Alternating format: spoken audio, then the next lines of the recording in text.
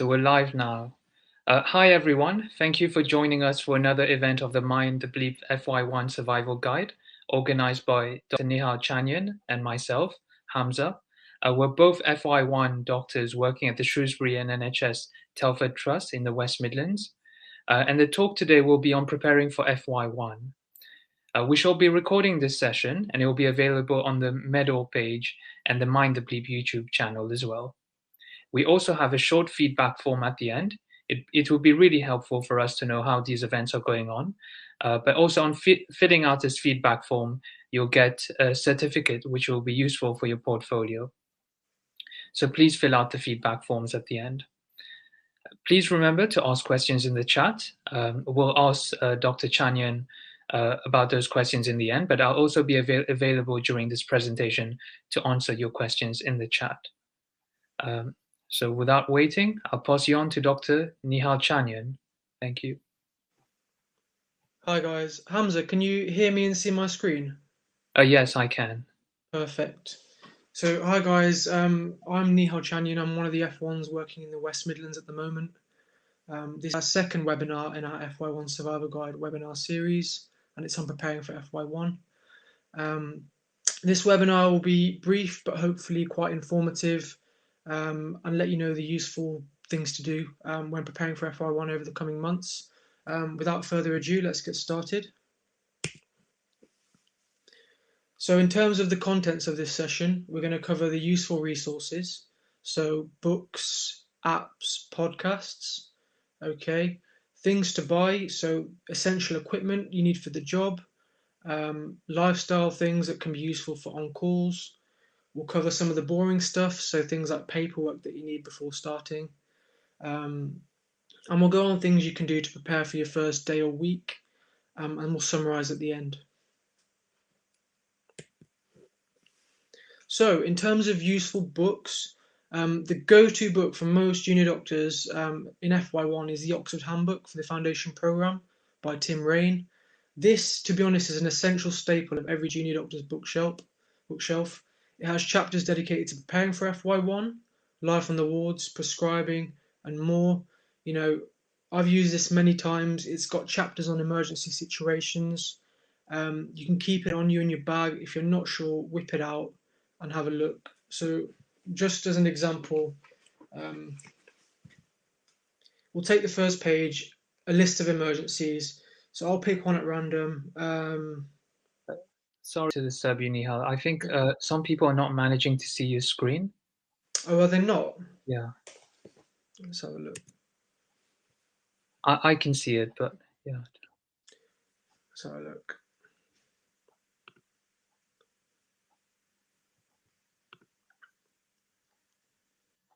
Is that everyone in the chat who can see my screen? Can some of you see the screen? Yeah, I think, yeah, some people are able to see it. It might just be a few of them.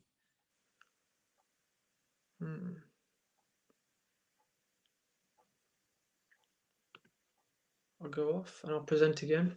Sure.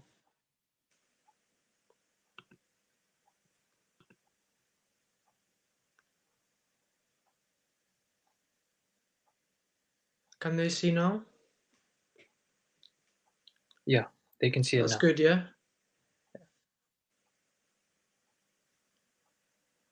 Yeah, they can all see it. Great. Okay, so what I'll do is I'll go back to I'll start again from the presentation. We'll go back to the first screen. Hamza, can you let me know if people in the chat are saying they can't see the screen? Will do. Yeah. Okay, thank you. No worries.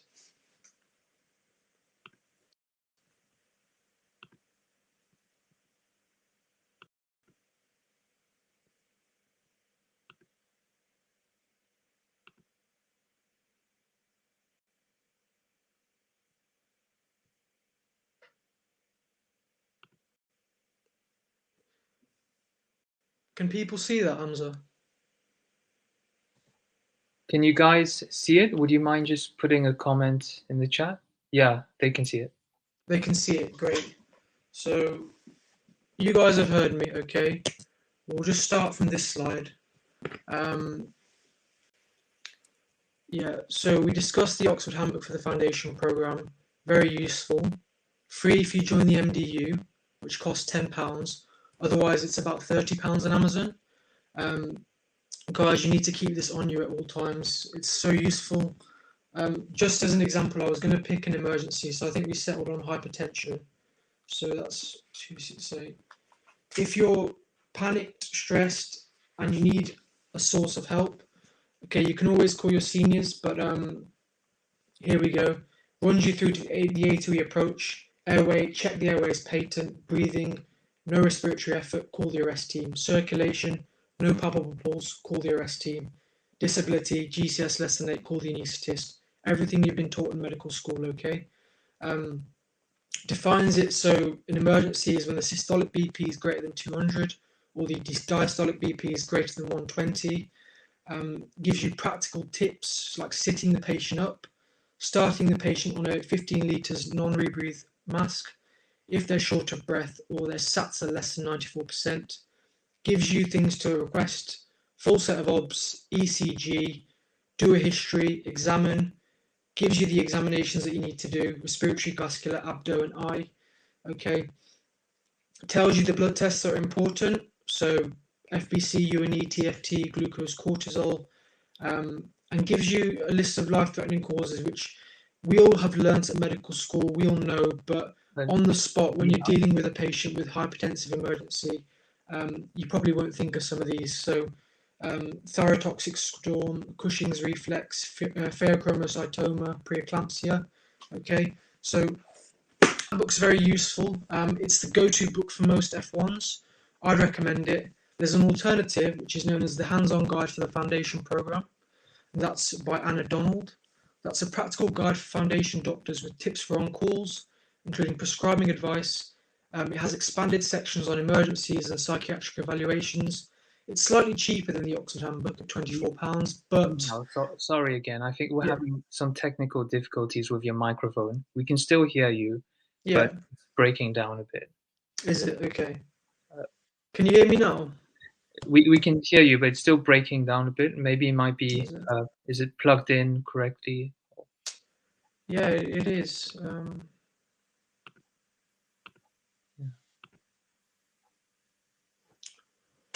I can try connecting my AirPods, see if that does any good. Yes, please. Try that. Sorry about the technical difficulties, guys. We're working on it.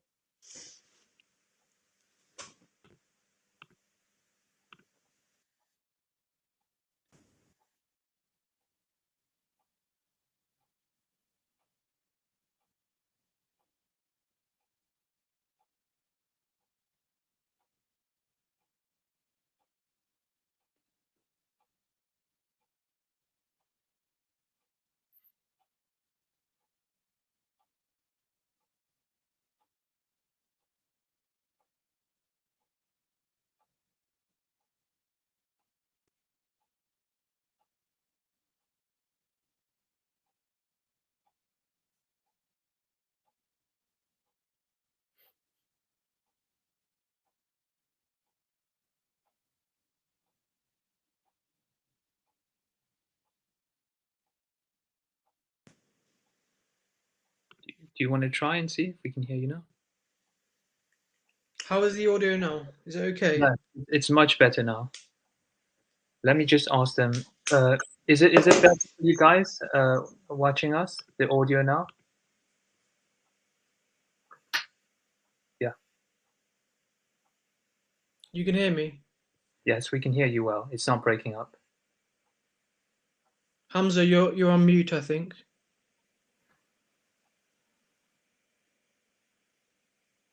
Can you hear me now? Hear me. I'll go ahead and present again. Sorry for the technical difficulties, guys. Quite unexpected, but we'll go. We move.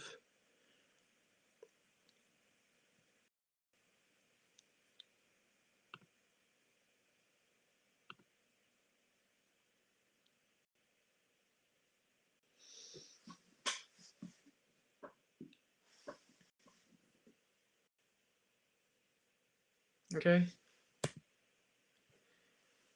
In terms of some useful apps, I'll just message Hamza just to see. I can't really hear So the audio is better now. Can you hear me? I can hear you, yeah. Can you guys hear me, yeah? Yeah. Yeah. Perfect. I'll just Yeah. keep you Just, on Messenger, Hamza. Let me know if there's any problems, okay? will do. Okay, so useful apps, the BNF, it's a must. No F1 can go without it. It's free, okay?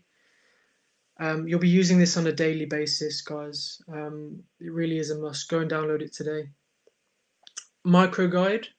This can be linked to your trust to download local guidelines. Guidelines can be downloaded directly to your phone via the app. It's available in most tertiary centres and some DGHs, including our DGH currently. Okay, it's worth asking when you start if the trust is linked with MicroGuide because you can download it and all the guidelines go straight to the app and it's free.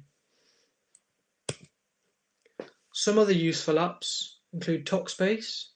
So this has a clinical toxicology database of the UK National Poisons Information Service.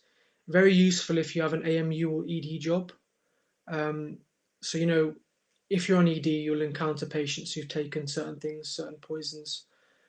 If you're doing general medical on calls, you'll encounter these patients. Sometimes you'll encounter a poison which you're not fully familiar with. And having ToxBase on hand is really useful in finding the antidote quickly. That's free if you work within the NHS or within Public Health England, guys. Another useful app, which is American, but we use it in the UK, is MD Calc. This is the leading reference for up-to-date clinical calculators. It saves a lot of time and hassle, especially when the radiologist won't accept your CTPA request because you don't have a breakdown of the PE well score, okay? So guys, download this app. Gives you the clinical calculators, so things like Cockcroft, Galt formula for calculating EGFR accurately, things like ChadVask, well score, and so forth. Okay, gives you the full breakdown. Some other useful apps, okay, include Smart Doctor.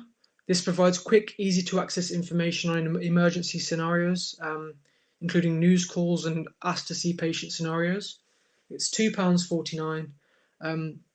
Guys, I can't tell you how many times this has saved me. On the wards, during on calls, when the reg is busy or not answering the bleep.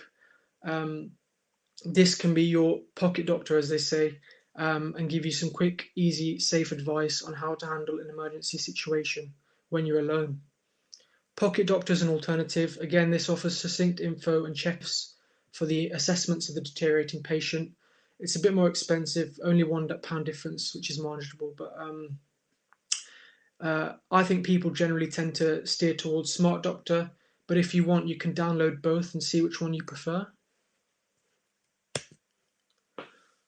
Some other useful apps, Buku Medicine. This is a quick reference to the investigation and management of common hematology problems. So, for example, a patient's got low neutrophils. What does that mean? What do I do to manage it? Okay, it's free. Download it. Now, Induction, guys, this is another one of the most useful apps that I also use on a day-to-day basis. This can be linked to your hospital to give quick and easy access to extension phone numbers, allowing you to avoid switch when they're at their busiest. So, for example, 11 o'clock in the morning, some wards have finished their ward rounds, everyone's phoning switch to make referrals. You want to call blood bank, you've got a patient who you want to group and save and cross match and whatever. They're taking 15 minutes to answer. You download Induction, you type in blood bank when it's connected to your trust, and it will give you the extension number straight away. Boom, saves 15 minutes. Very useful. Okay. iResus, this is developed by Resuscitation Council UK, which are the organisation that developed the ALS course, so Advanced Life Support course. This allows users to access the latest adult pediatric and anaphylaxis algorithms without an internet connection. Okay, we all know how unstable the hospital internet connection and Wi-Fi is. This is useful. You don't need internet. You can get the guidelines straight away in those emergency situations, guys. iArrest is an alternative. This is more for cardiac arrests. It can act as a personal assistant during cardiac arrest scenarios, so giving step-by-step, no audio.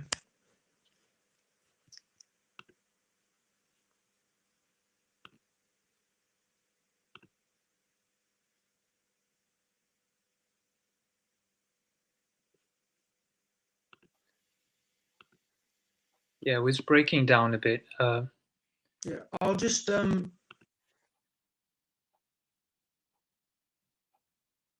it back on. Is that okay? No, it's still breaking down as well. Hmm.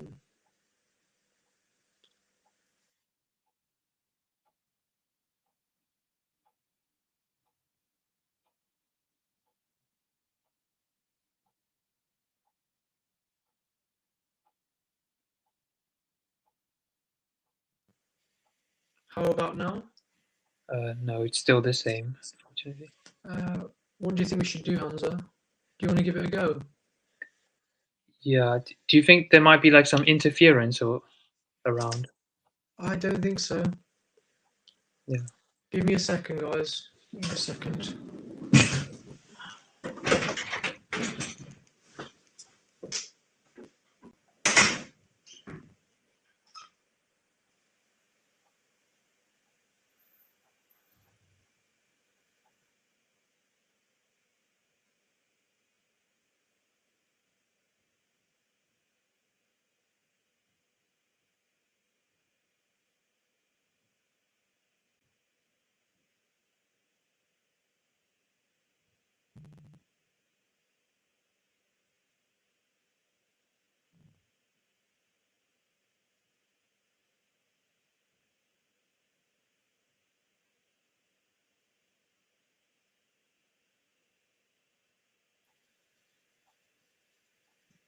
Sorry about the technical difficulties, guys. We're trying to fix it.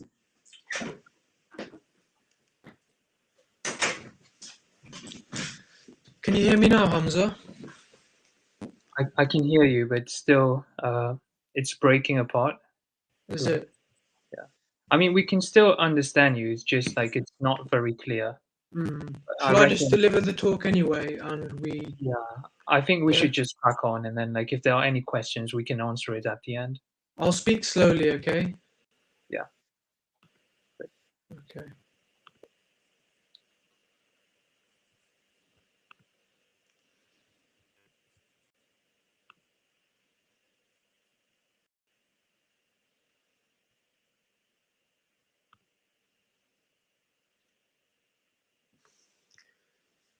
So iRest, again, acts as a personal assistant during cardiac arrest scenarios, gives step-by-step guidance alongside an active timer, and it's free.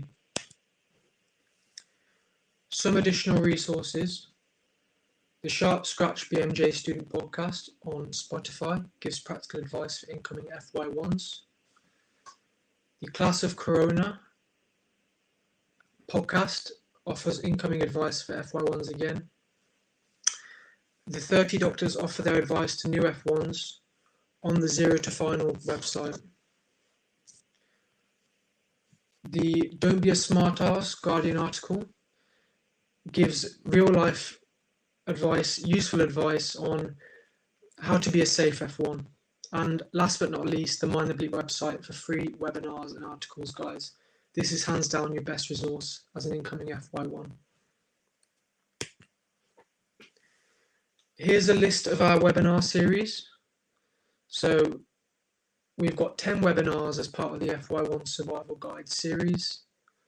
The first webinar was last week, delivered by Syra, who is a former accountant turned doctor, and it was on the FY1 contract. The next webinar leading on from today is on ward rounds and documentation, delivered by Hamza. The next one, discharge letters and specialty referrals. Very useful, guys. You know, we're all scared of referring to radiologists or talking to the hematology consultant. This gives a step-by-step breakdown of how to handle those difficult referrals. There's also a session on understanding the e-portfolio, which will be delivered by myself. Sessions on pay and finances, DNA CPR, managing on-calls, and managing the deteriorating patient, which will be delivered by 2 medical registrars at the end of July. Okay. There's also the Prepare for FY1 course, guys. This is an in-person free event. There's identical courses in Liverpool, London, and Sheffield. It's simulation based with small group teaching. It's free, and there's free lunch and dinner. Last year, confidence in FY1 rose from 19% to 74%. It's almost sold out. For more information, visit mindthebleep.com/FY1 course. Second, guys, just check the audio.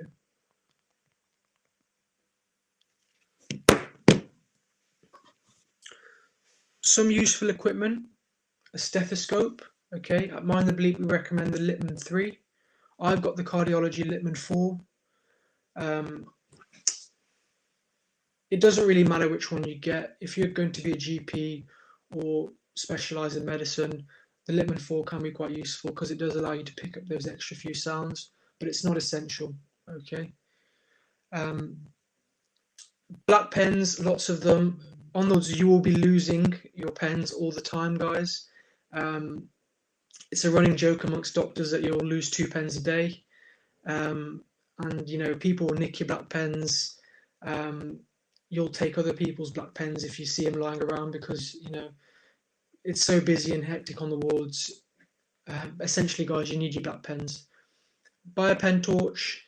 Some trusts will have this in the induction pack.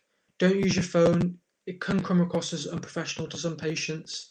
And also the torch is a bit more narrow, so it's not as good as at eliciting eye reflexes, guys. A tendon hammer. This, you know, on the wards you will not find a tendon hammer, trust me. Maybe on some of the stroke wards or the neurology wards, but guys, have your own tendon hammer, keep it in your bag, otherwise you won't come across one. A fob watch is always useful, and a badge holder. If you don't have one, you can get one from HR. In terms of good things to get for your lifestyle, during on-calls, they're going to be very busy. You're going to have difficulty sleeping.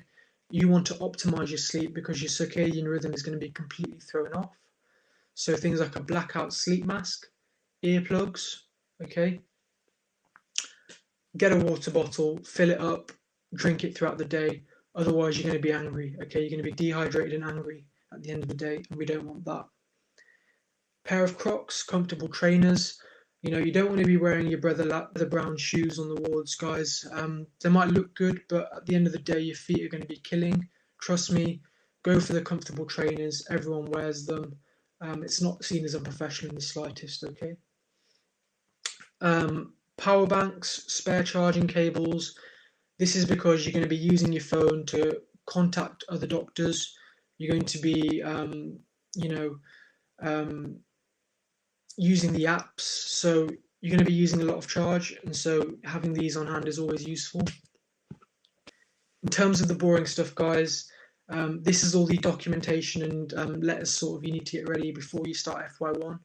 So you need an original national insurance number letter. You can get this from gov.uk if you don't have one already.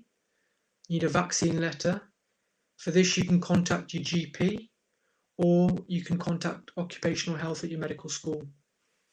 Okay, you need proof of address ×2, so things like utility bills, bank statements. For bank statements, you know, if you're desperate, you can go into your bank and get them to print it for you on the day. They will do it, okay, because they know that we need them for proof of address. You need a certificate of indemnity from the MDU or the MPS, as well as a passport or driving license to prove identity, a DBS certificate in case you're, to, you know, show your criminal history or if you've had any cautions. Most trusts will be fine if you've got a few cautions or whatever, but it's always good to have it on hand and declare it, especially if you're working in healthcare. You need provisional registration with the GP and your original degree certificate. So, guys, if you haven't already tried to register provisionally with the GMC, make sure you do that today. First day, okay, you need to recap the important conditions, I'd say 2 to 3 days before. You know, if you're working on general surgery and you turn up on the first day and they ask you about appendicitis and you don't know much about it, it's not going to look good, okay? So for general surgery, for example, cholecystitis, appendicitis, bowel obstruction, these are basic things that you need to know, okay? And the same goes with other specialties. You need to research the car park locations and changing room locations and that before. just because the staff car parks in hospitals are always packed. And so you will need to arrive approximately 30 minutes early. First impressions are important. The consultant won't like it if you turn up late. Test your swipe card and your IT logins. Introduce yourself to your new team, okay? Ask for a patient list. Divide jobs between juniors and start preparing patient notes. 1 second.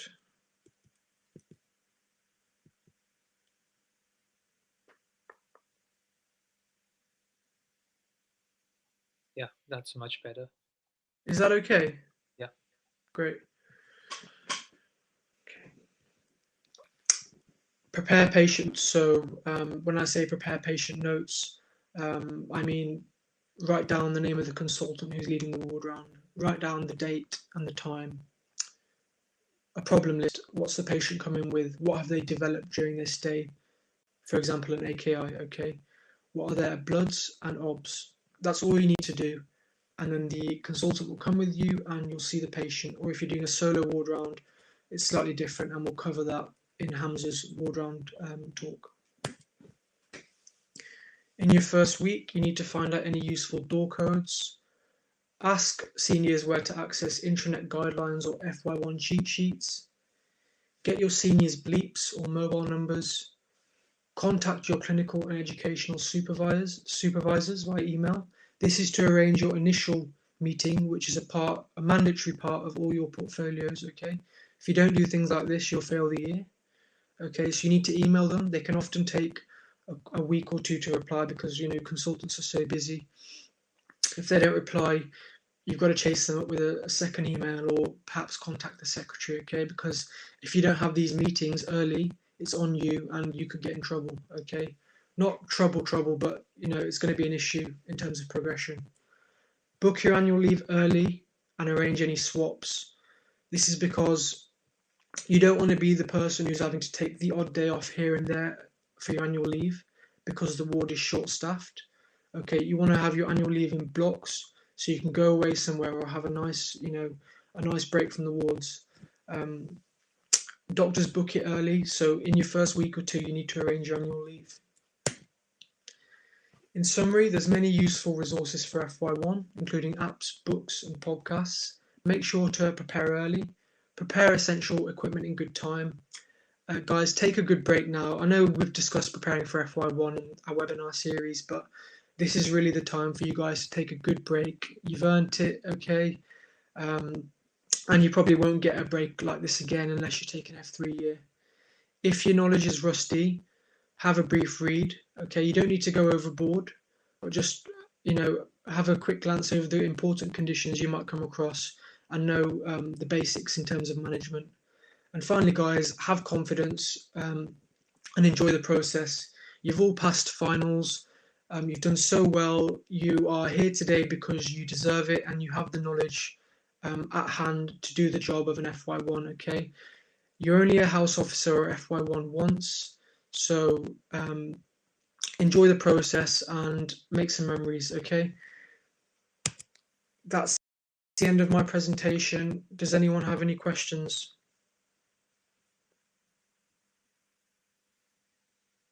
So we don't have any Tammy? questions. Yeah, we don't have any questions so far in the chat.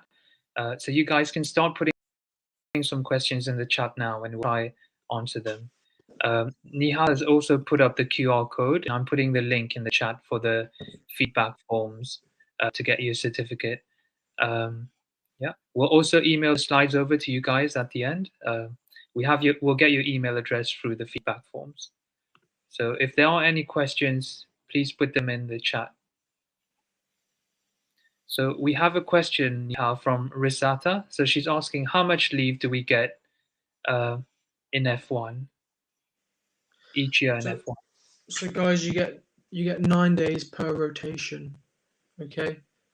So that totals 27 days.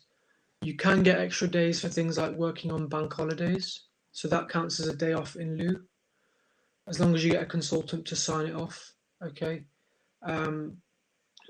You might get an extra day if you have to do some e-learning. So our trust offered us an extra day off because we had to spend a day before we started on doing e-learning. Okay, who should we contact to book our annual leave, and can we do it now? Hamza, I'll let you answer that one, or I'll So just check something. yeah, normally in every rotation there'll be a rota coordinator. The rota coordinator can vary from an admin staff, so a non-clinical staff, to a clinical member of staff. So usually it's the registrars. There'll be one registrar in each rotation who will approve leave, but then obviously needs to go to get approved by a consultant as well and by the rota coordinator. So um, it's difficult to do it now because you're not at the hospital, you're not working there now, so you won't know who is the rota coordinator unless you have friends already in this rotation and they can advise you about their email address. But if you do have their contact details, you can send the request to them. I'm sure they'll approve it. But it's just difficult to know who will be your rota coordinator if you haven't started working in this hospital. So we have another question, Nihal. Coming back to F1 after 3 years out of medical school, is it necessary to know everything in the Oxford Handbook of Medicine or the Oxford Handbook of Foundation program? Um, to be honest, no one's going to know everything in the textbook of the Oxford Handbook of Foundation program. I'd say the Handbook of the Foundation program is more appropriate to the sort of level we're working at. So if you're going to pick one of two, I'd pick the one for the Foundation program. But you don't need to go overboard. If you've taken 3 years out of medical school, have a recap of your notes. Go over the core conditions of the handbook, but don't go overboard.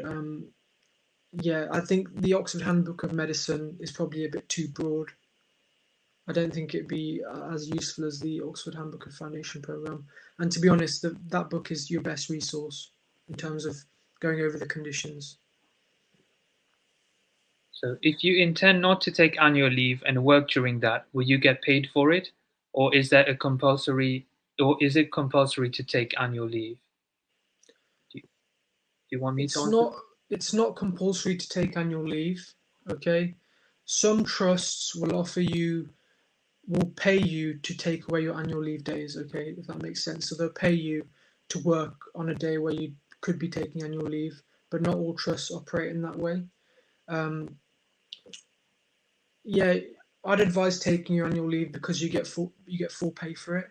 But if you want to work during that, you can, and it does depend on the trust whether they will pay you. And it's not compulsory to take leave now.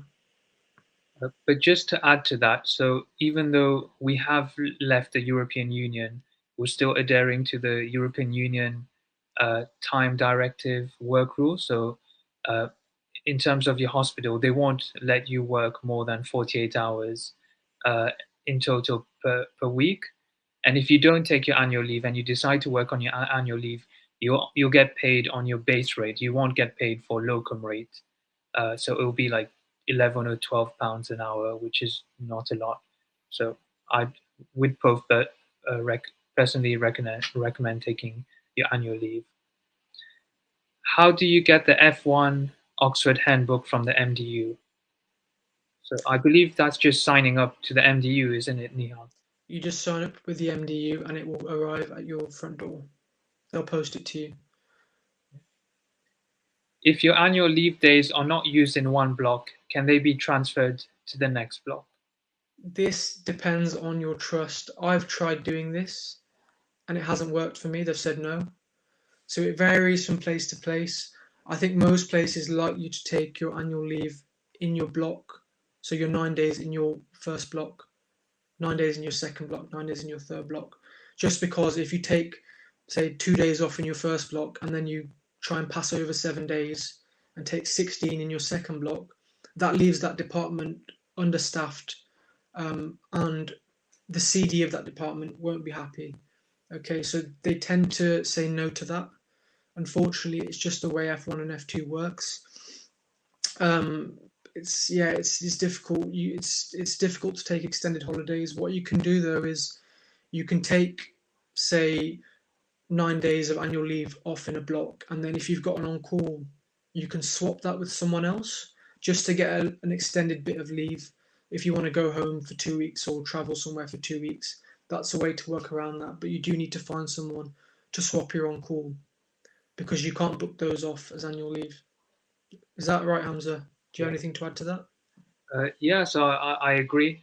It's probably best not to try get it transferred to another block. Although in special circumstances, they might allow 1 or 2 days. I know for me personally, they've allowed 1 or 2 days, but you have to be like, it has to be a good reason. Like for instance, during COVID, like we were really short of staff on the respiratory ward, so they allowed me to transfer only 1 or 2 days of my annual leave to my next rotation. But as Nihal said, in general, uh, they won't let you, and it's you can always swap your on calls or night shifts with other colleagues. Yeah. If you're sitting the PSA in September, how does that affect your ability to prescribe in August? So, from my understanding, and that's because I've got colleagues who have gone through this process, you can still prescribe because you're a doctor. Where the problem arises is if you haven't passed the PSA by the end of the year, you can't progress to FY2. Okay, so that's the only barrier with the PSA.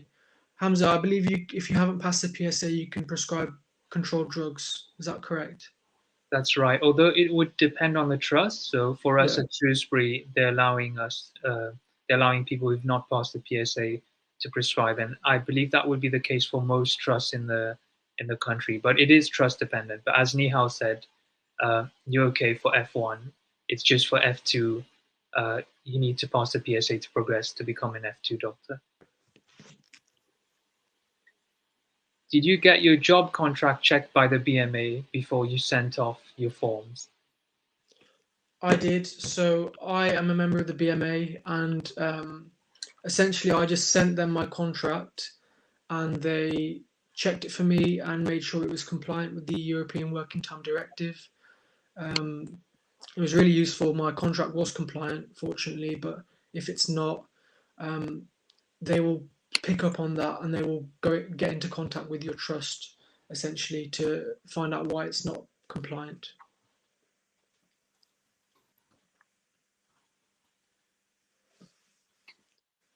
Someone has asked, will this lecture be uploaded soon? My connection timed out. I missed the last 9 minutes to rewatch. So it'll take some time because this video needs to buffer. So it's quite a big video. It won't be available today, but we'll try get it as from tomorrow or over the next few days. Is that all the questions? Think so. Any Yeah. more questions, guys?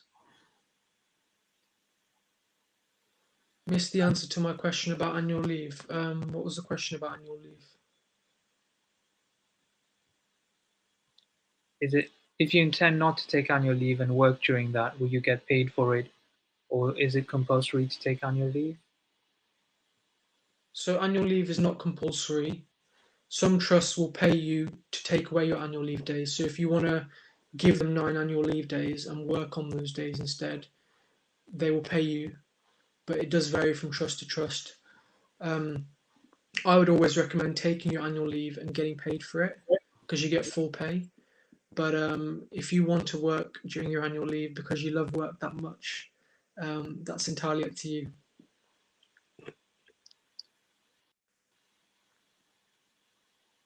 It's also good to know that you guys, so we both weren't aware of this before starting. You can locum. So what's probably best, if you really want to work and make some money, you can actually book your annual leave and then locum during your annual leave, and you'll get paid at higher rates. So I know in some places it's £30 an hour instead of being paid your normal base rate of 11 or £12 an hour. So I'd always just recommend taking your annual leave. If you want to work, make some more money, you can do that through locum. It'll probably be beneficial for them.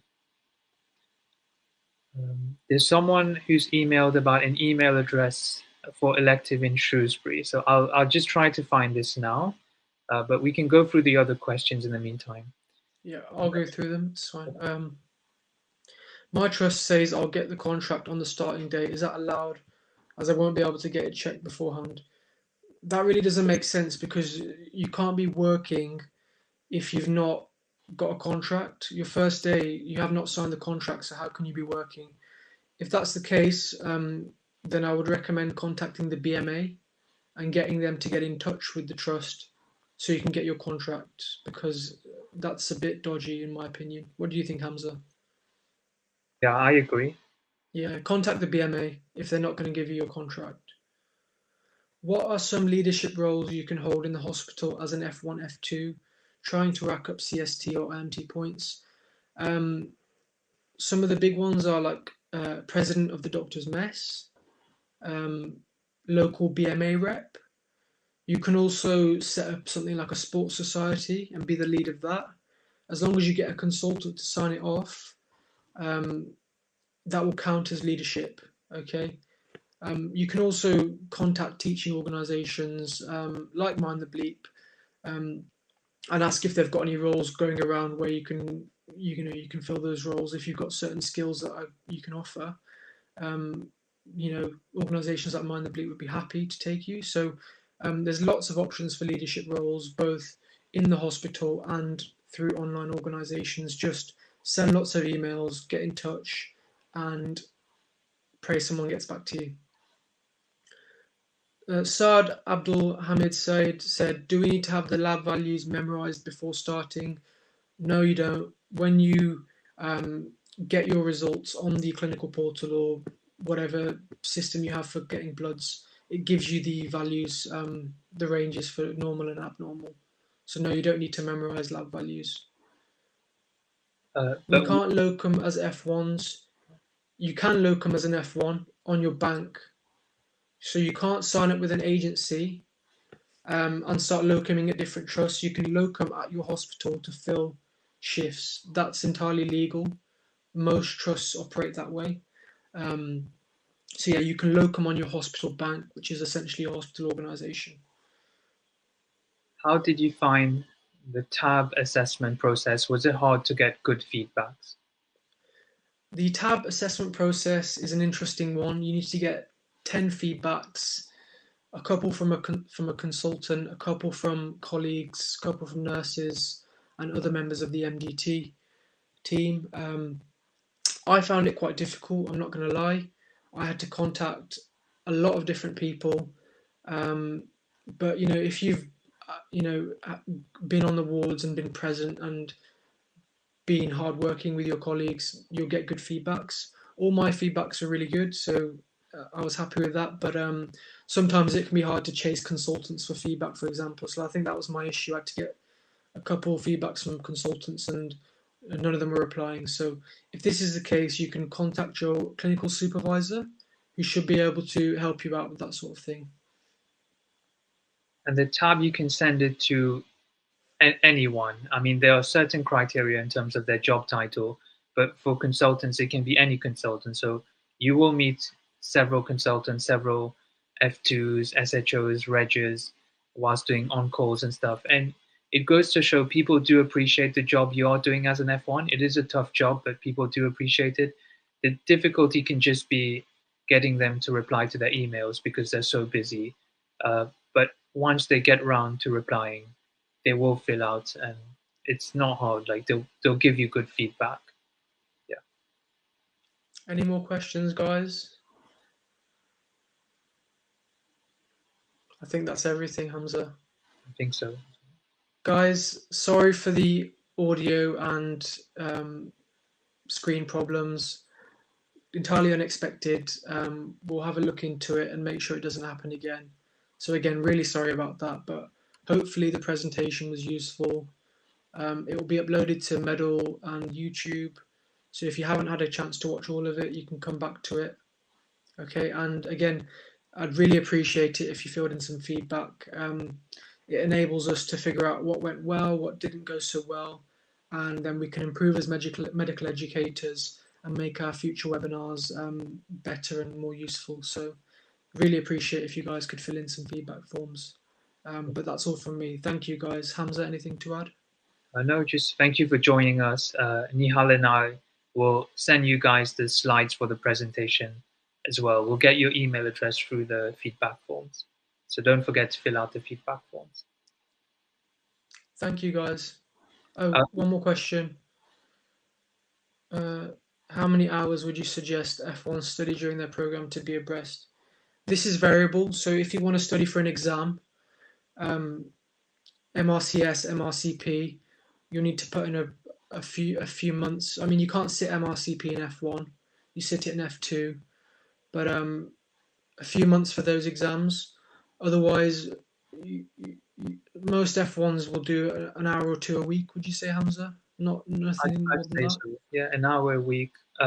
MRCS, I know they start prepping for at least 2 to 3 months. So yeah. Yeah, yeah. It's not like medical school where you're studying every day. You'll be very tired from the job, and a lot of time you'll need to take rest to make sure you're, ready for your next day and that you can provide the best patient care possible. So, rest is very important during FY1, and you don't need to be studying all the time. And if you're not sitting those exams, like most F1s won't, uh, like the only things you do need to study, like you need, don't get me wrong, you need to be aware of like common clinical scenarios, be good at those. But then medical school is over now for you guys, so there is like you're learning on the job. That's what Nihal kind of meant. So you're learning on the job, and you'll be really tired coming back home. So you have the afternoon to rest. You have the afternoon to yourself. Maybe if there are things you're not too sure about, you can read about it. But there's no like formal assessment of knowledge during F1. Yeah. So no written exam. That's what I meant.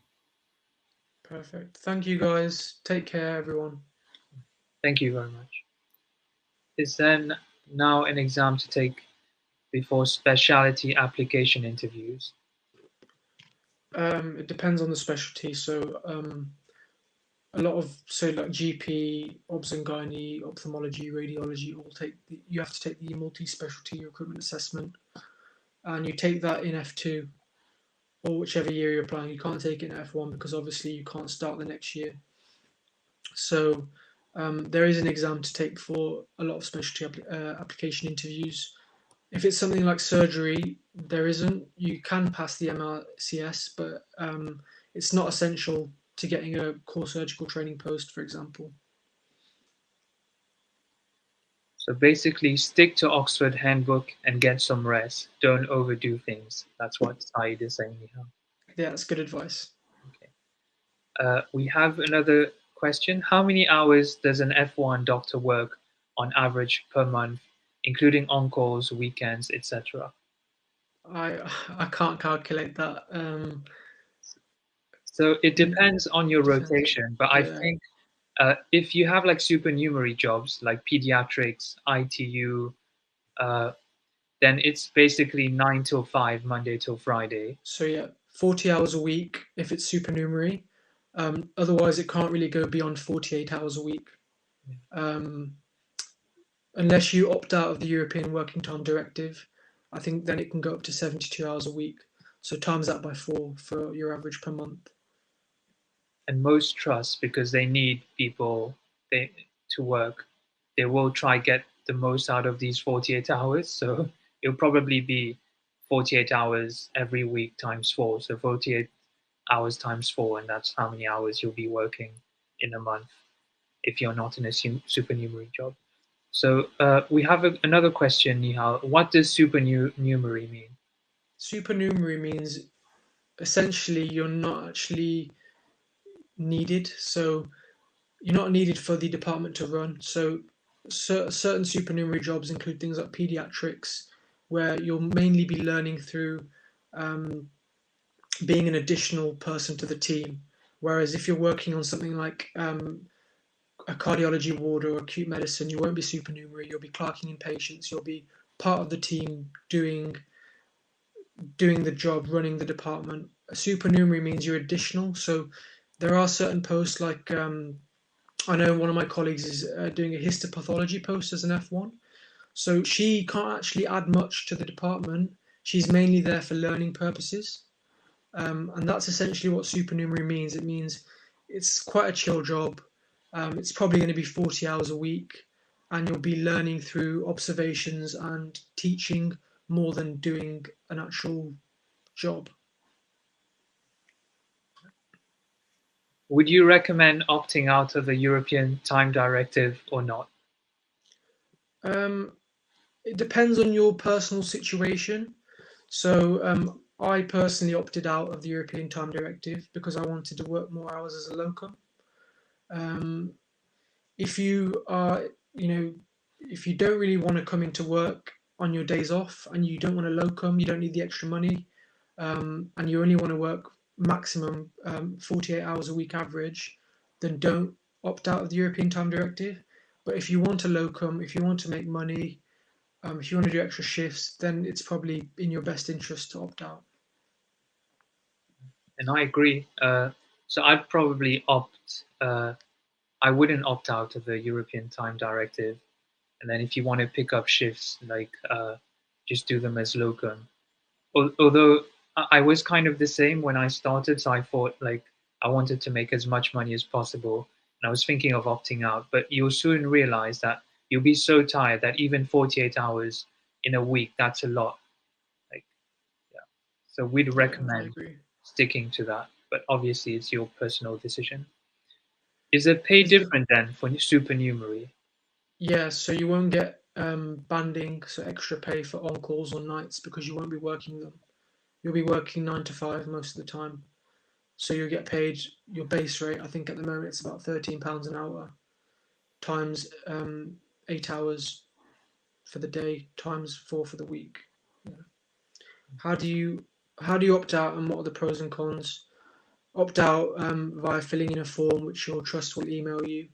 The pros are you can work extra hours, so up to I think 72 hours a week on average, which will give you more money if you want to locum and pick up lots of extra shifts. The cons are if you opt out and then the trust gives you a rota, which is may say on average 52 hours a week. You can't really argue against them, but even though it's non-compliant with the working time directive, you've opted out. So some trusts could potentially use that to make you work extra. So it depends. Do you opt out from each rota independently, or if you do, does it apply for your whole F1? So you can go in and out. You can opt in and out.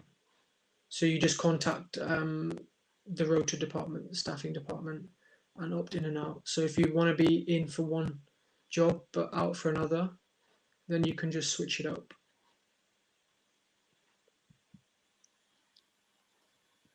Okay. Any Okay. more questions, guys?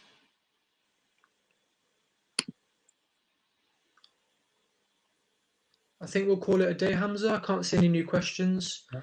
Um, oh, he's sick. So in and out for a week or a month.